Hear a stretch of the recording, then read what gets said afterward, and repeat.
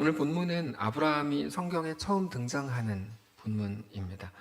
우리는 하나님께서 아브라함을 찾아가셨고 그래서 아브라함이 믿음의 길을 걸은 것이라고 기억하고 있습니다. 당연히 맞죠. 근데 오늘 본문을 보면 아브라함이 믿음의 길을 떠나기 전에 아버지 데라와 함께 그 고향에서 나왔다는 것을 알 수 있습니다. 아브라함의 아버지 데라의 이야기가 먼저 오늘 본문에 소개가 되는데 사실 그때는 아브라함이 아니고 아브람이고 나중에 하나님께서 이름을 이제 열국의 아버지라는 의미의 아브라함으로 바꿔주시는데 먼저 아브라함의 아버지 데라에게는 3명의 아들이 있었답니다. 오늘 본문의 내용입니다. 아브라함과 나홀과 하란인데 하란이라는 아들은 고향이었던 갈대아 우르에서 먼저 죽습니다. 그래서 이제 아브라함과 나홀이 남았는데 아브라함은 사레와 결혼했고 나홀은 밀가라는 사람과 결혼을 했습니다.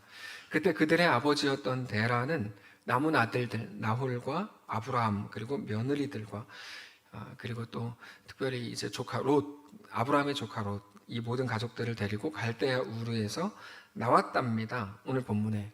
근데 그 목적지가 가나안이었답니다. 31절을 보시면 데라가 그 아들 아브라함과 하란의 아들인 그의 손자 롯과 그의 며느리 아브라함의 아내 사레를 데리고 갈대아인의 우르를 떠나 가나안 땅으로 갔다. 이렇게 되어 있는데 목적지가 가나안이었지만 중간에 하란이라는 지역에 가서 잠깐 쉬려고 했을 겁니다. 잠깐 쉬려고 하다가 여기가 좋다 그래가지고 거기서 그냥 머물러 살았다는 거죠. 그러다가 데라가 205세 때까지 하란에 머물러 살았고 사도행전을 보면 하란에서 데라가 죽은 이후에 아브라함은 다시 가나안까지 갔다 이렇게 이제 되어 있습니다.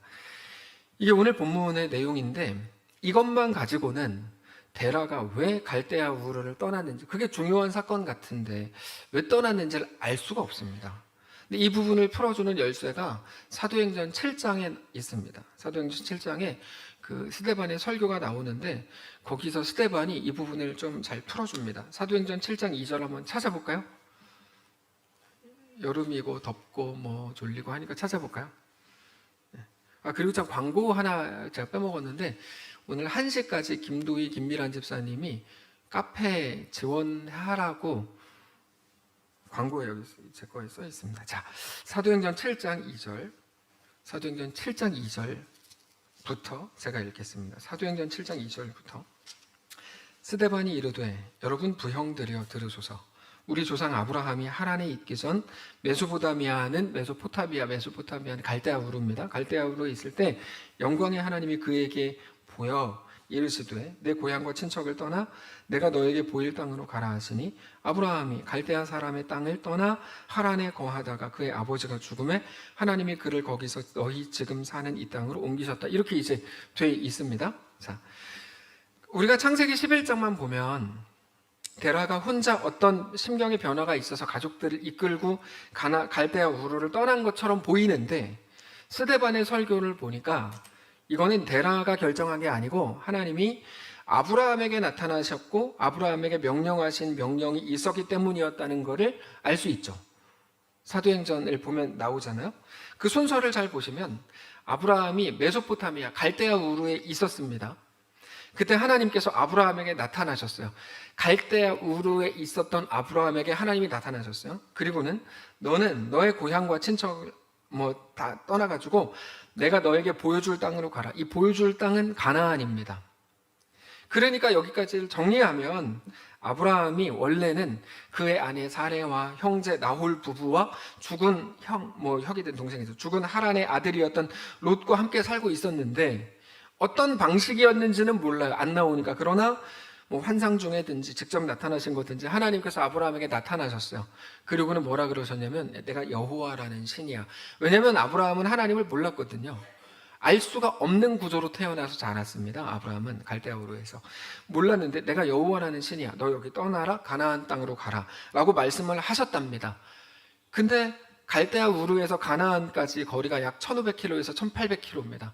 그러니까 우리로 보면 직선거리로 굳이 따지자면 한 대만, 홍콩 이 정도 되는 거거든요. 엄청 먼 거리죠. 그 시대에는 걸어가야 되잖아요. 비행기가 없으니까요. 어떻게 보아도 말도 안 되는 명령입니다. 갑자기 우리에게 근데 1800km 떨어져 있는 가나안이라는 이름도 몰랐을지도 몰라요. 아브라함 입장에서. 지금에야 뭐 글로벌 사회 뭐 그러니까 다 알지만 이 시대에 어떻게 압니까? 제가 예전에 어떤 TV 또 TV 본 이야기 하네. 근데 하여튼 TV를 보니까 거기서 조선시대 때 평균적으로 25km 미만으로만 움직였다 이런 이야기를 이제 들은 것 같은 생각이 잠깐 나는데, 조선시대면 기껏해야 뭐 몇백 년, 500년 전이잖아요. 근데 지금 오늘 본문은 4000년 전이거든요. 그러니까 엄청 옛날이었으니까 1800km나 떨어진 가나안이라는 곳을 가라는 것 자체가 아브라함에게는 이게 무슨 말이야? 이렇게 생각이 되는 거죠. 아브라함은 모태신앙이 아닙니다. 여러분, 아브라함의 태생 자체가 하나님을 알 수가 없는 구조입니다. 특별히 갈대아 우르는 우상숭배로 꽉 차 있는 도시였습니다. 그리고 우리가 어딘가에서 들어보셨겠지만 전승에 의하면 아브라함의 아버지 데라는 직업이 우상 제조업자입니다. 우상 제조업자였답니다. 근데 그 말은 데라가 그만큼 우상 모형을 잘 만들어가지고 뭐 잘 팔았다는 얘기가 아니고 우리식으로 하면 유명한 무당이었다는 뜻입니다. 왜 그러냐면 여러분, 우리가 아니죠. 여러분이 아니에요. 다른 분들이 부적을 살 때 누구한테 부적을 사요? 글씨를 잘 쓰는 명필에게 가서 부적을 사는 사람은 아무도 없잖아요. 누구한테 사죠? 신통한 사람들한테 가서 이제 한 번씩 다 사보셨잖아요. 신통한 사람이어야 사는 거예요. 글씨를 잘 쓰냐 못 쓰냐 안 중요해요. 이 사람이 유명한 우상 제조업자였다는 게 무슨 말이냐면 신접한 아주 유명한 무당이었다는 얘기입니다. 여러분, 데라는 유명한 무당이었을 가능성이 거의 100%이고 아브라함은 그런 데라의 아들입니다. 우리가 성경에 나오는 내용들을 너무 단순하고 막연하게 생각하는 경향이 있어요. 하나님이 아브라함에게 나타나셨다. 아브라함은 그 말씀에 순종해가지고 가나안 땅으로 갔다. 그는 그렇게 복의 근원이 됐다. 우리는 이렇게 성경을 현실성도 없이 고민도 없이 읽어버립니다. 그러면 아무것도 우리에게 사실 얻을 게 없어요. 사실 성경에 나오는 모든 사람들은 우리랑 똑같은 평범한 사람들입니다. 먹어야 살고, 더우면 힘들고, 기분 나쁜 말 들으면 짜증나고, 매일같이 이게 뭐지? 뭐 어떻게 해야 되는 거지? 내가 신앙생활 하는데 잘하고 있나? 라는 거를 고민하는 게 반복되는 그런 사람들이었습니다. 우리와 하나도 다르지 않은 현실을 살아가던 사람들이었다는 걸 알고 나서 성경의 사건들을 다시 봐야 돼요. 그러니까 그 유명한 무당 아버지를 둔 아브라함에게 알지도 못하는 신이었던 여호와라는 하나님이 나타나셔서 내가 너에게 보여줄 땅으로 가라. 그 땅은 가나안이다 라고 말씀을 하신 겁니다. 자, 아브라함 입장이 한번 돼보시면 아브라함이 얼마나 당황을 했을까요? 분명히 들었어요. 근데 자기만 들었죠? CCTV도 없고 하나님 음성이 녹음된 것도 아니에요. 어떻게 증명할 방법도 없고 당연히 남들에게 설명할 길이 없어요.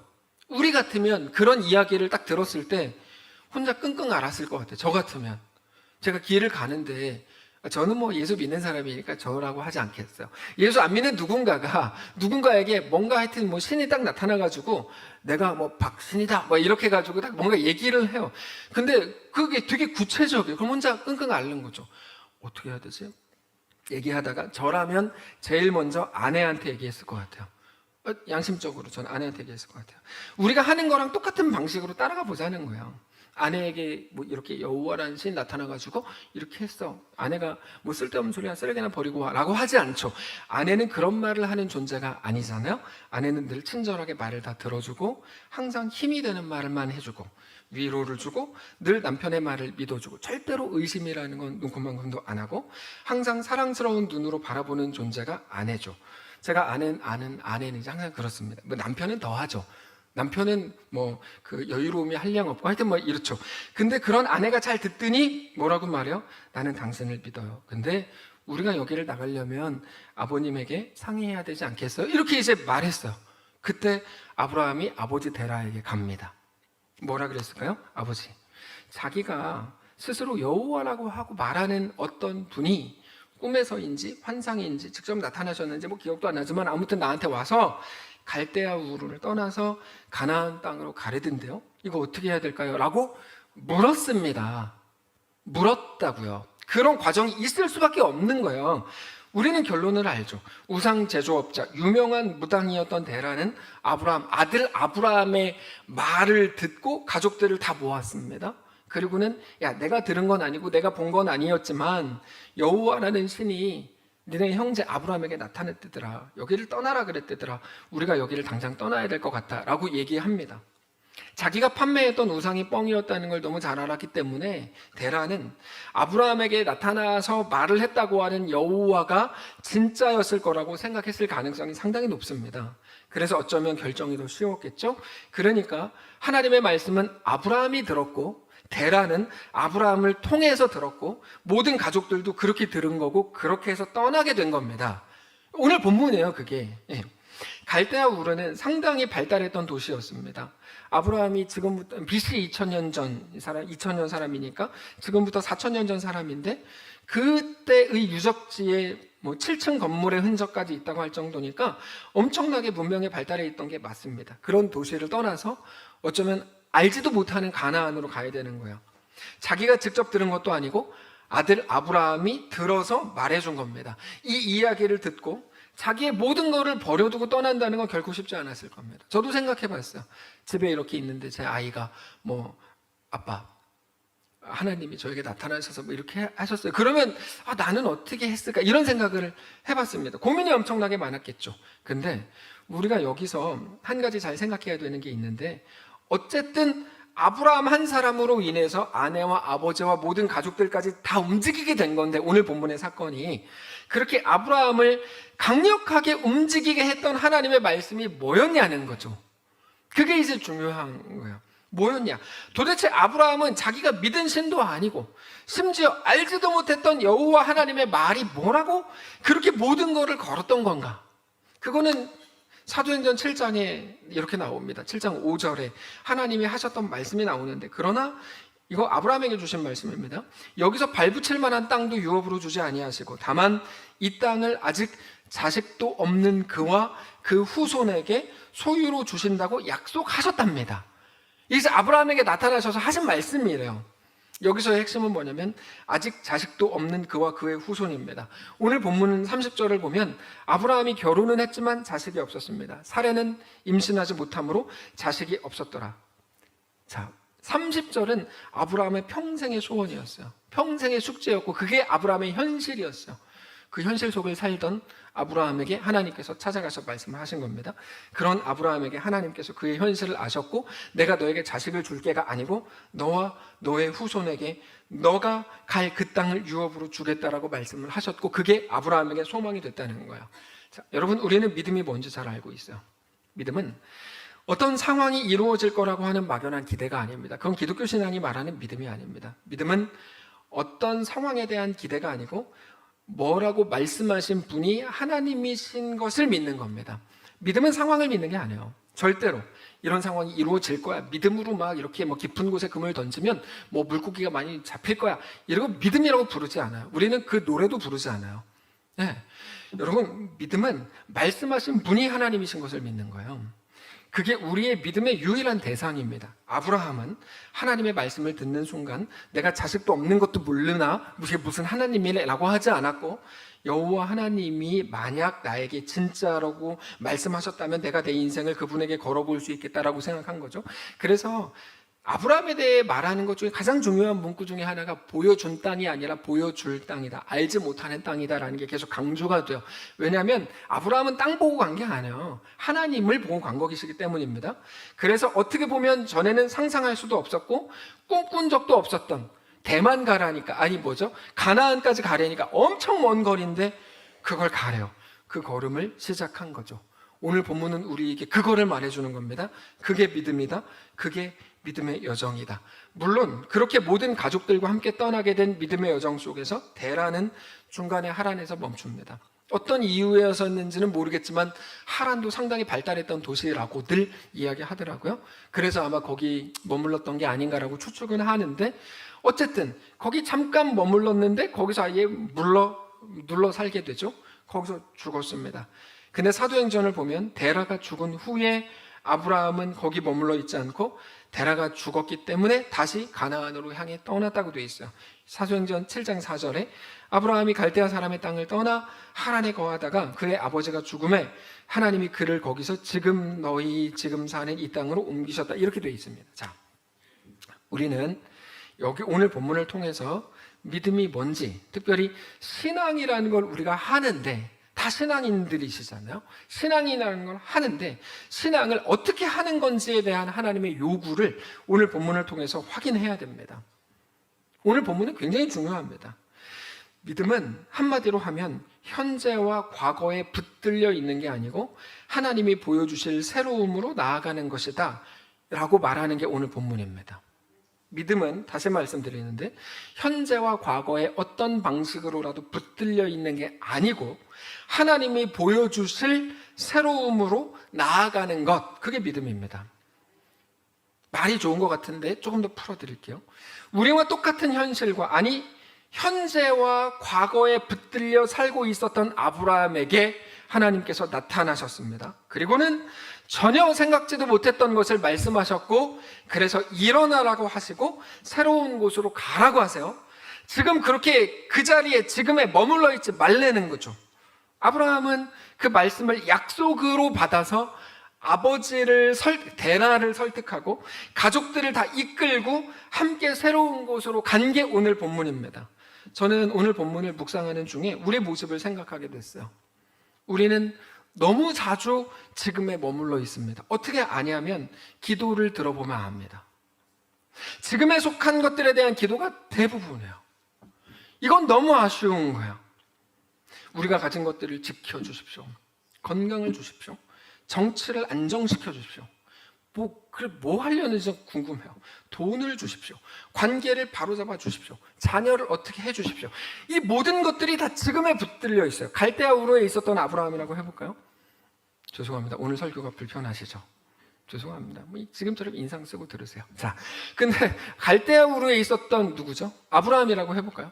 아브라함이라 그러면 주님, 이 땅을 변화시켜서 하나님 나라가 되게 해주십시오. 아니, 아멘이 아니고, 여러분, 이거는, 나쁜 가정. 그래서, 아브라함이 그렇게 하지 않았다고요. 하나님은 아브라함에게, 야, 너 그렇게 해라고 하지 않고, 너 그 자리를 떠나라고 하시잖아요. 이거 굉장히 중요한 하나의 명제입니다.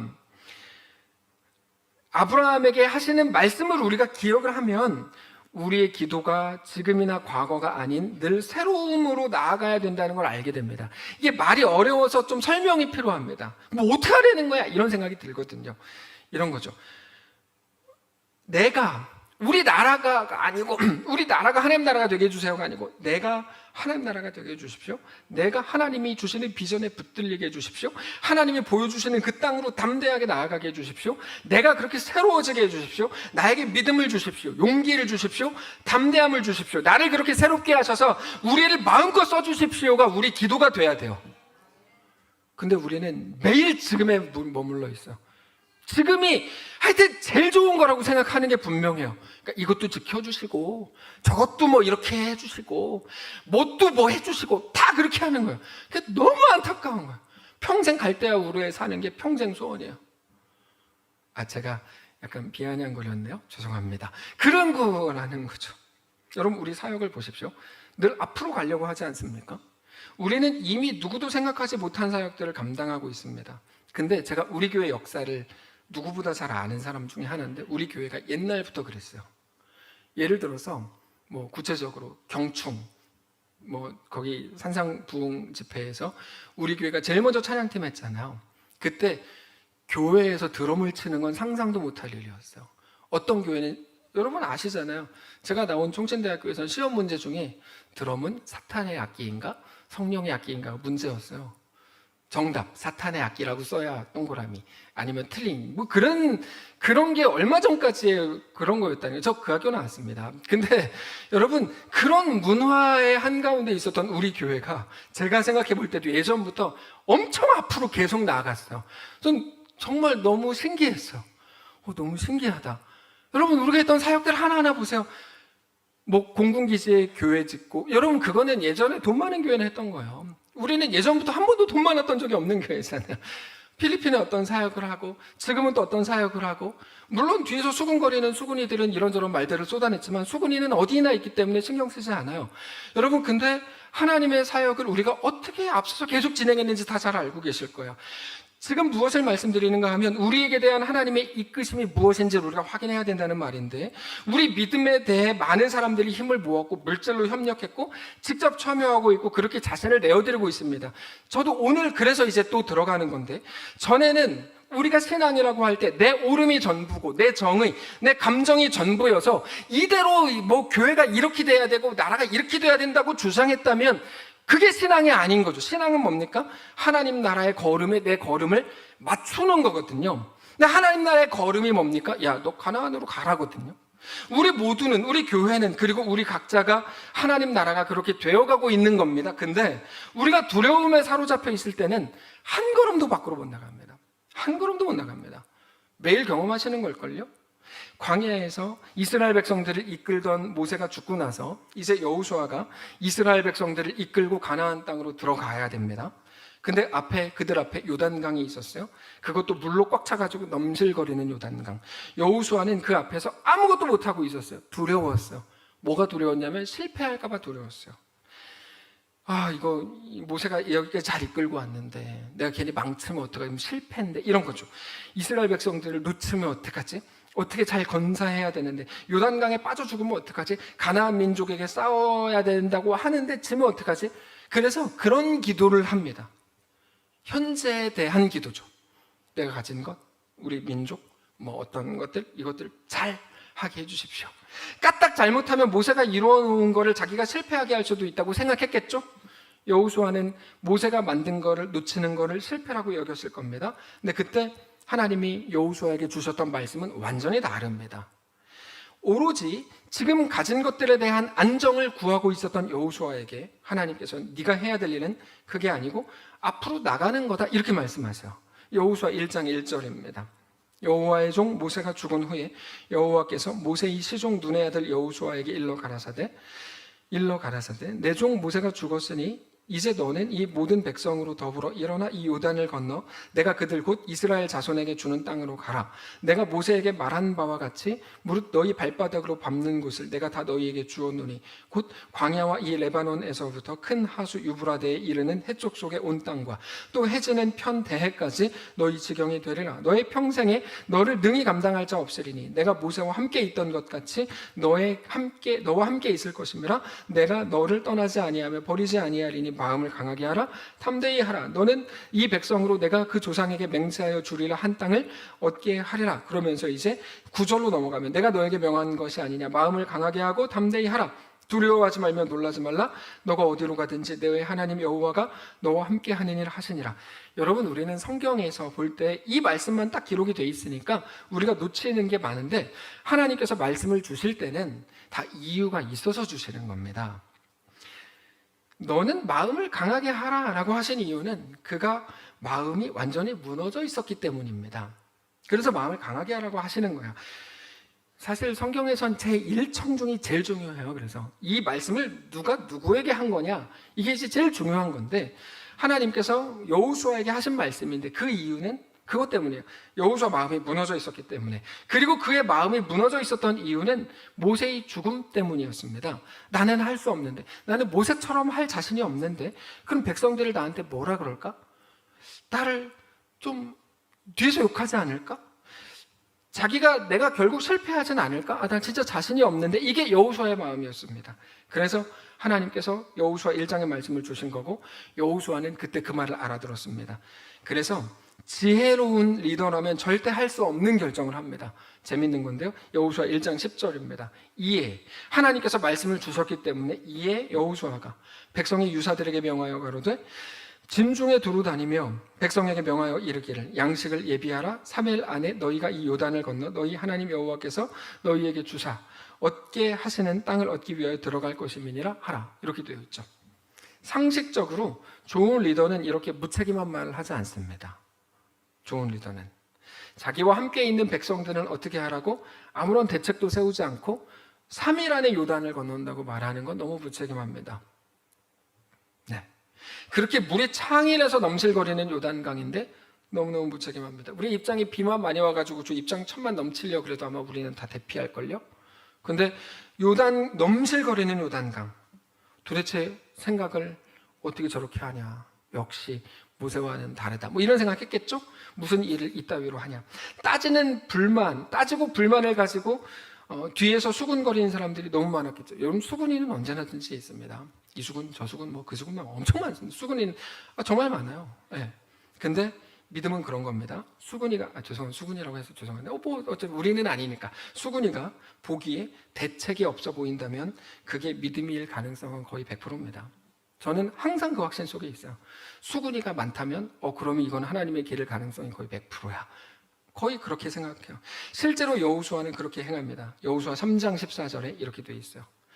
1장, 2장 거쳐서 3장으로 간 건데, 백성이 요단을 건너려고 자기들의 장막을 떠날 때 제사장들은 언약궤를 메고 백성 앞에서 행하니라. 요단이 모맥을 거두는 시기에는 항상 언덕에 물이 넘치더라.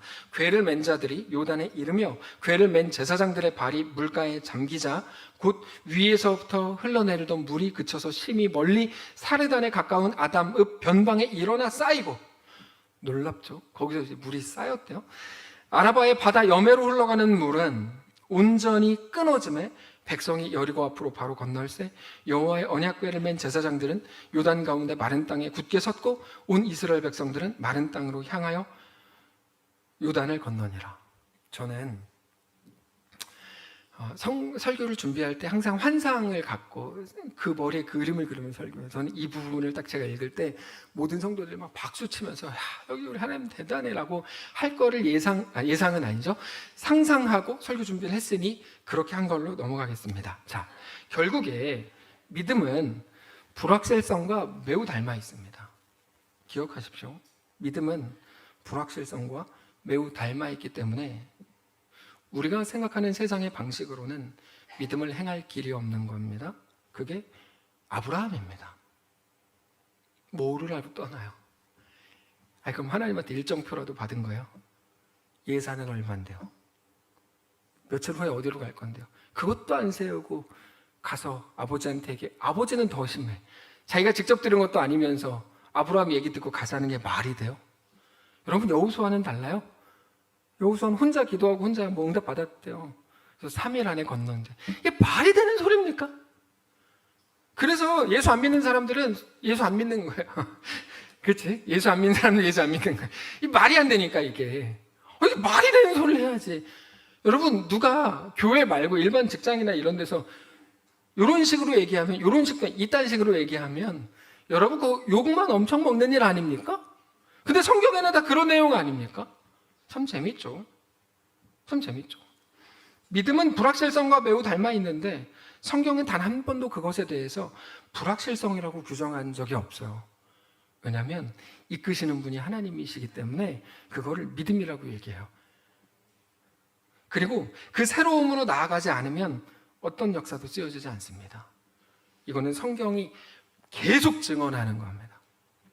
절대로 새로움으로 믿음으로 나아가지 않으면 어떤 역사도 쓰여지지 않습니다. 어떤 스토리도 못 만듭니다. 우리가 오늘까지 온 것은 이끄시는 분이 하나님이신 그 사실을 믿음으로 늘 우리가 새로운 길을 걸었기 때문입니다. 우리의 목표가 교회 유지라면 우리는 오늘 문을 닫아야 됩니다. 교회가 있을 이유가 하나도 없는 거기 때문입니다. 진심으로 우리 교회의 목표는 유지가 되지 말아야 합니다. 하나님의 뜻을 찾고 구하고 가는 거죠. 우리가 나아가려고 하는 길이 그와 같아요. 저는 교회 운영을 말하는 게 아닙니다. 우리 교회뿐 아니라 우리의 가정도 그와 같으시기를 축복합니다. 우리 각자의 신앙 여정에 대해서 말씀드리는 거예요. 사랑하는 성도 여러분, 과거에 우리가 행했던 트라우마, 그 다음 우리의 어떤 전력들, 우리의 어떤 것들, 혹은 지금의 내 현재와 현실에 그게 어떤 것이라고 해도 특별히 내 안정에, 아니 내 옳음과 내 정의에 절대로 붙들려 있지 않게 되시길 바라고, 이제는 새로움으로 하나님이 주시는 비전으로, 하나님이 주시는 그 마음으로, 그 도전으로, 그 이끄심으로 나아가는 결정, 그런 기도, 그런 소망을 갖게 되시기를 주님 이름으로 축복합니다. 그게 그리스도인이에요. 그래서 그리스도인이 눈이 한 반쯤 감겨 있다? 조금 문제가 있다고 생각해요. 지금처럼 주무시는 건 괜찮아요. 그거 괜찮아요. 깨울 마음도 없어요. 자, 괜찮아요. 근데 사람이 그리스도인인데 살아는데 뭐 이렇게 한다.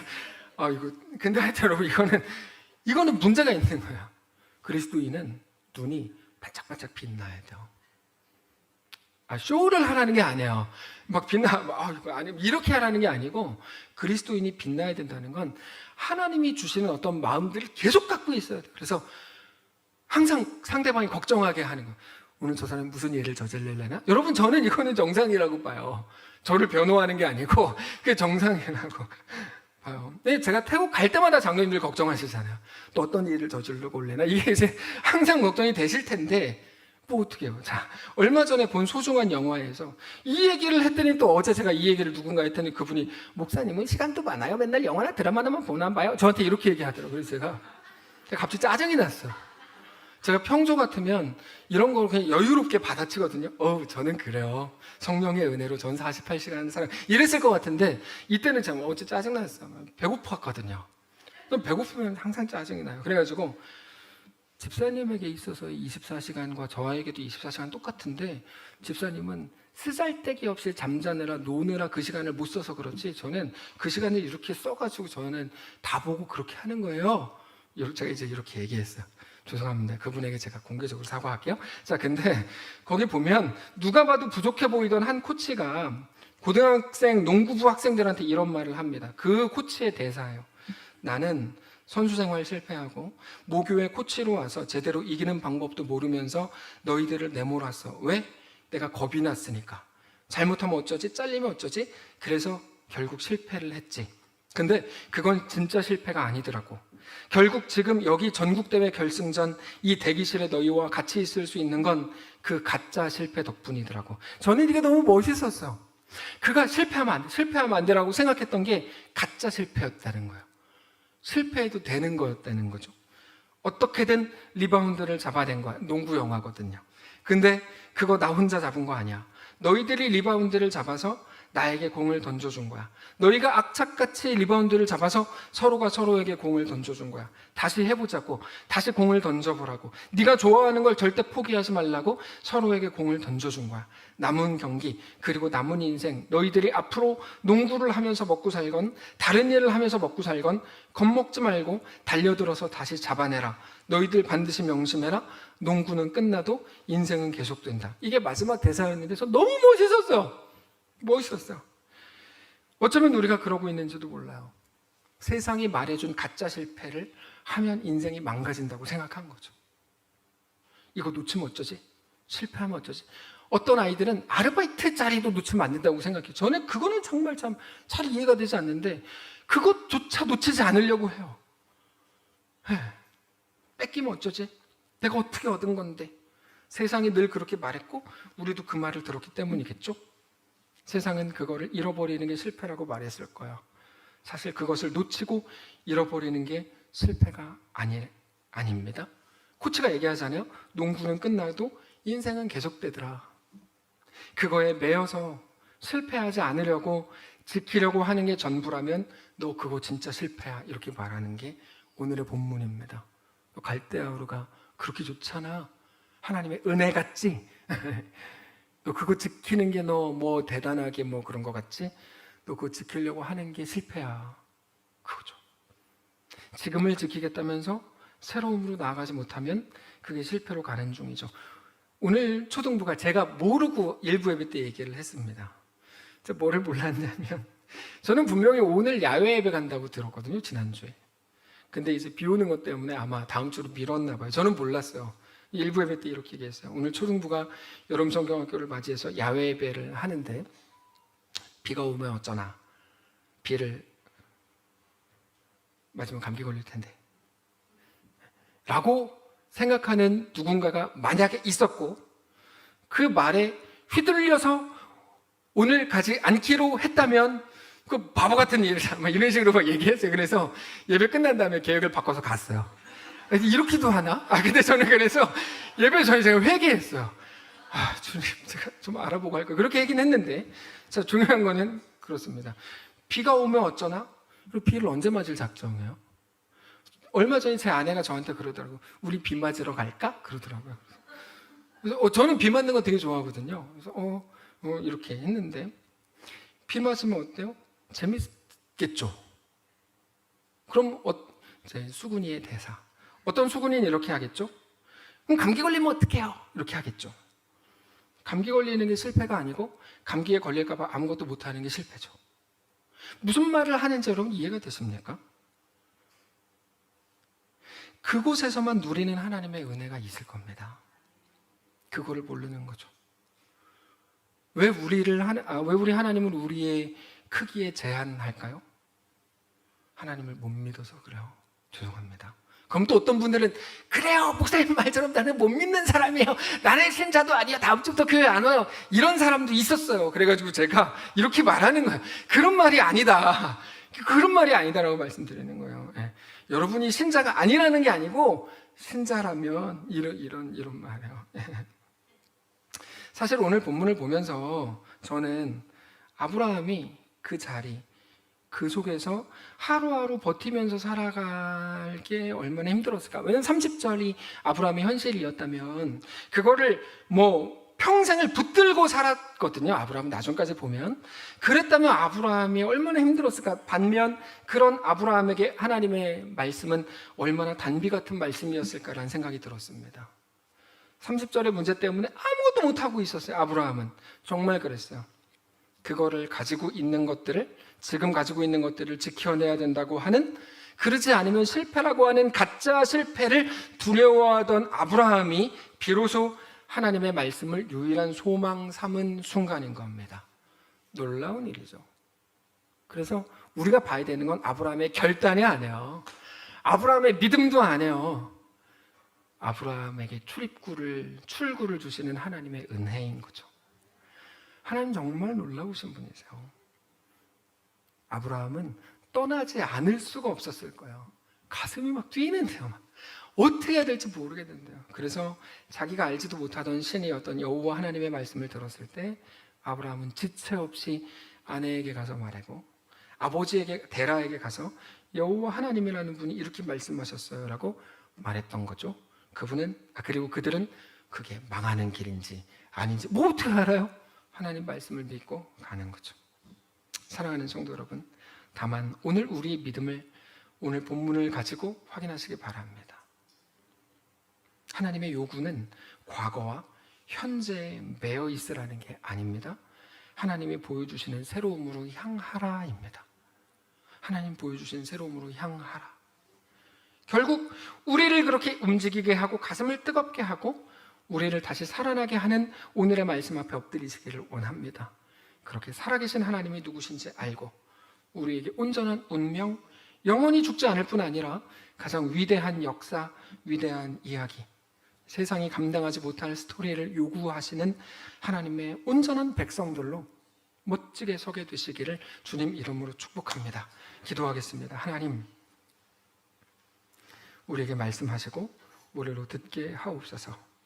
안정을 하나님인 줄 알고 섬기던 이 시대 많은 사람들에게 하나님의 진짜 말씀을 주시고 더 이상 마지막 이 시대 우상인 안정을 버리고 하나님의 말씀인 새로움을 향하여 나아가는 모든 성도를 되게 하옵소서.